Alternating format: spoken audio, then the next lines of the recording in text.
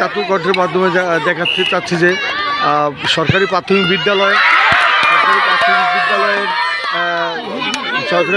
বিদ্যালয়ের শিশুদের মাঝে ফুটবল প্রতিযোগিতা, প্রাথমিক বিদ্যালয় গোল্ড কাপ ফুটবল টুর্নামেন্টের আজকের এই খেলায় সদর উপজেলার বেশ কয়েকটি স্কুল খুদের শিক্ষার্থীরাও অংশগ্রহণ করে। আমরা টাইফেকারের দৃশ্য দেখাচ্ছি।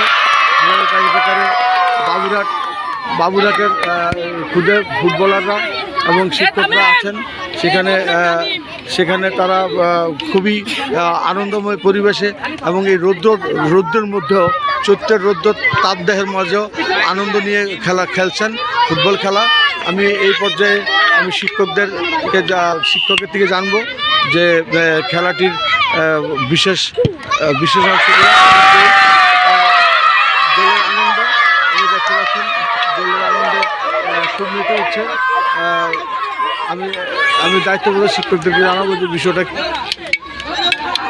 জানতে চাইব যে প্রাথমিক বিদ্যালয় গোল্ড কাপ টুর্নামেন্টের ফাইনাল খেলাটি কখন অনুষ্ঠিত হবে।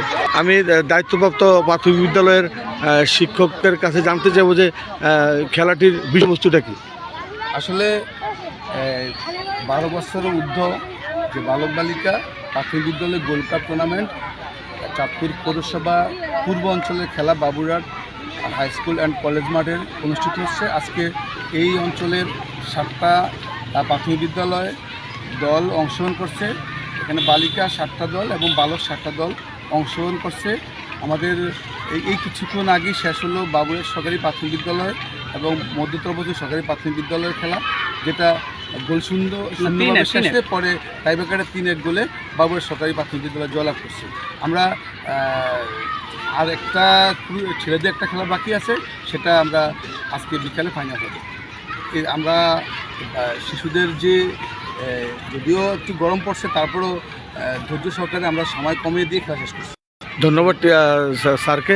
আমরা দেখাতে চাচ্ছি বাবুরহাট এই যে মাঠে রৌদ্র ছায়ার মাঝে এই খেলাটি অনুষ্ঠিত হচ্ছে এবং সকলেই চাঁদপুর পৌরসভার যতগুলো প্রাইমারি স্কুল আছে সেখানে সবার মাঝে প্রতিযোগিতা হচ্ছে।